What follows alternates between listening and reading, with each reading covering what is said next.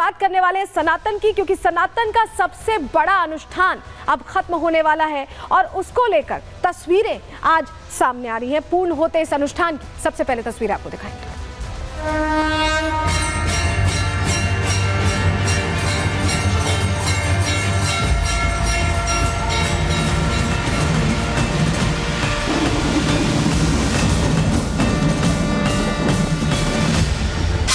व्यवस्था है, कहीं दिक्कत नहीं है। लाखों करोड़ों व्यक्ति है, सबने स्नान किया है। पूरा दुनिया, पूरा सनातन यहाँ स्नान कर रहा है। इतनी शानदार व्यवस्था आज तक मैंने नहीं देखी। मैंने 4 बजे स्नान किया है और कहीं पे भी कोई दिक्कत नहीं है। जो स्नातनी अभी तक स्नान नहीं किए हैं, कृपया कुंभ में आकर स्नान कर लें। ऐसा अवसर बार बार नहीं आता। बोलिए शंकर भगवान की, हर हर महादेव।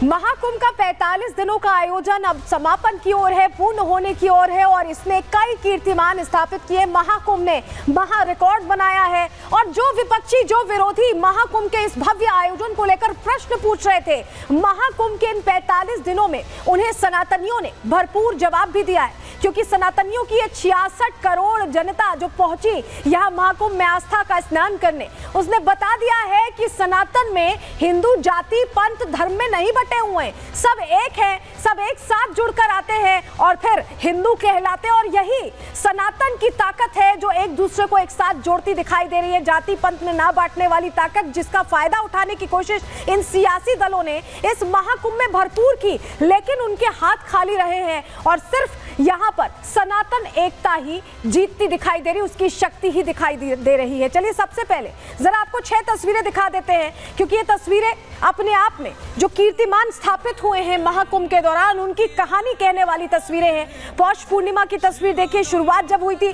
तब तो अमृत स्नान भी नहीं था, विशेष स्नान था, शुरुआत हुई थी, लेकिन करोड़ों लोग पहुंचे, 1,70,00,000 लोग करीब पौष पूर्णिमा पर पहुंचे थे। उसके बाद 14 जनवरी जब मकर संक्रांति का स्नान हुआ, 2 करोड़ का आंकड़ा करीब इसने छू लिया और मौनी अमावस्या पर भी 8 करोड़ के करीब। देखिए हर दिन के साथ बसंत पंचमी में जो स्नान हुआ उसमें भी श्रद्धालुओं की भारी भीड़ देखी गई।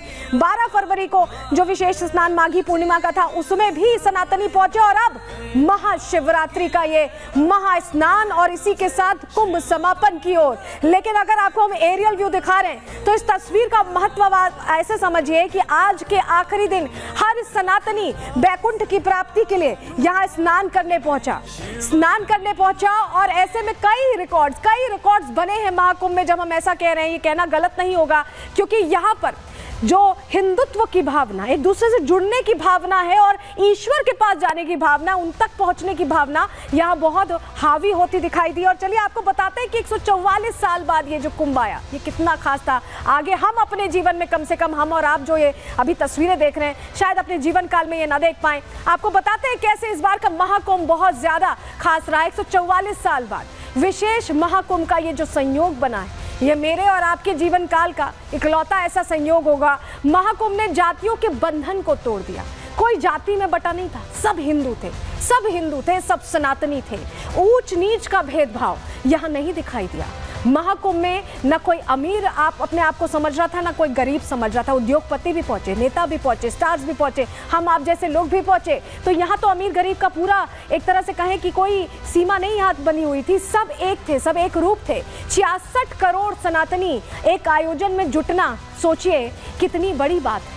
संत, महंत और कल्पवासियों का ये मेला, जिसमें लगातार लोगों की आस्था जुड़ती गई। ना कोई राजा था, ना कोई रंग था, सभी सनातनी थे और विदेशों से सनातनी महाकुंभ में खिंचे चले आए। ऐसा लगा, सिर्फ देश की नहीं बात कर रहे हम, विदेशों से लोग आए हैं। भक्ति, शक्ति और इच्छा शक्ति का संगम प्रयागराज महाकुंभ में त्रिवेणी के पास दिखाई दिया। 144 साल बाद सनातन का लोहा दुनिया ने माना।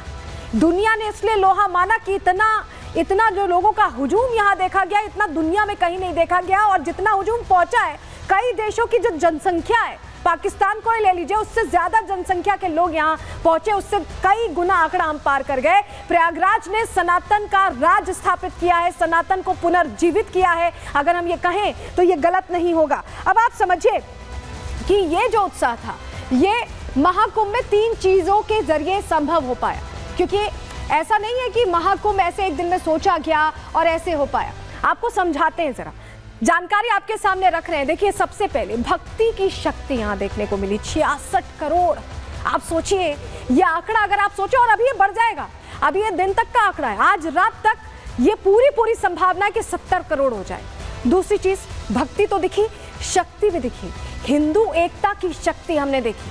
मैं आपको ये इसलिए कह रही हूँ क्योंकि जाति पंथ में बटे लोग नहीं दिखे, अमीर गरीब में बटे लोग नहीं दिखे, राजा रंग में बटे लोग नहीं दिखे, नेता क्या, अभिनेता क्या, आम आदमी क्या, हर कोई जो हिंदू था वो प्रयागराज में था। और इसके अलावा इच्छा शक्ति इसलिए दिखाई दी क्योंकि इच्छा शक्ति के साथ ही योगी आदित्यनाथ के ये बड़ा आयोजन, सफल आयोजन संभव हो पाया। योगी आदित्यनाथ ने इसको लेकर क्या कहा, सुनिए। 13 जनवरी से प्रारंभ हुआ महाकुंभ प्रयागराज आज पूर्णाहुति को प्राप्त करेगा। लगभग 66 करोड़ श्रद्धालुजन मां गंगा, मां यमुना और मां सरस्वती की इस त्रिवेणी में पावन डुबकी लगा करके राष्ट्रीय एकात्मता का एक नया संदेश पूरे देशवासियों को दे रहे हैं। और बाबा विश्वनाथ के धाम काशी में पिछले 1.5 महीने से अधिक समय से लगातार वहां पर 8 से 10 लाख श्रद्धालु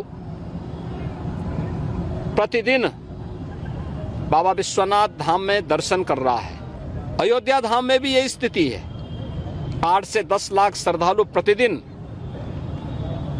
वहां पे श्री राम जन्मभूमि पर प्रभु श्री राम लला के दर्शन कर रहा है। और प्रयागराज में ये जो महाकुंभ हुआ उसका असर आसपास भी दिखा। सनातन का केंद्र प्रयागराज जहां बनता दिखाई दिया, वहीं वाराणसी में बताया जा रहा है कि रोज करीब 10 लाख श्रद्धालु पहुंचे। यह आंकड़ा भी कुंभ के दौरान ही छुआ है। वहीं अयोध्या में भी करीब यह आंकड़ा अनुमानित है, 10 लाख के करीब पहुंचे श्रद्धालु। मथुरा, वृंदावन में भी, पूरे उत्तर प्रदेश में जहां जहां आध्यात्मिक केंद्र, सनातन के केंद्र, वहां लोग पहुंचने लगे। रोज 4 से 6 लाख लोग मथुरा, वृंदावन पहुंचे। और गोरखपुर में गोरक्षनाथ पीठ में भी लोगों ने जमकर दर्शन किया है। तो ये एक तरह से उत्तर प्रदेश में देखा गया कि पंच तीर्थ के तौर पर उत्तर प्रदेश स्थापित हुआ। और यही बात दोहराई योगी आदित्यनाथ ने भी, सुनिए जरा। और महाकुंभ ने उत्तर प्रदेश में पंच तीर्थ बना दिए। ऐसे तीर्थ थे, लेकिन उसको देश और दुनिया के साथ जोड़ने का काम किया है। प्रयागराज तो है ही, प्रयागराज के साथ साथ काशी भी, अयोध्या भी, गोरखपुर भी और मथुरा वृंदावन में भी उसी प्रकार का भावना है। अयोध्या 52 दिन में ऐसे इतने श्रद्धालुओं को आमंत्रित किया।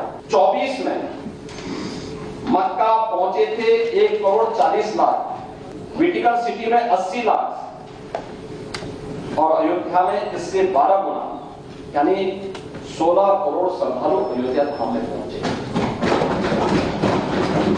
यह उत्तर प्रदेश की नई सामर्थ्य को दिखा रहा है।